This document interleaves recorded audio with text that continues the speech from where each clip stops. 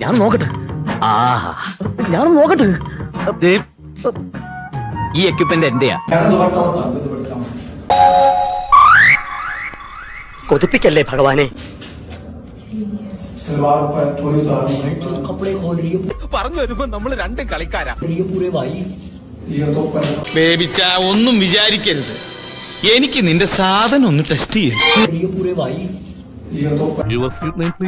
ഭവാനി. ഭവാനി ഒന്ന് മനസ്സ് വെച്ചാൽ ഈ കലവറ നമുക്കൊരു മണിയറയാക്കാം.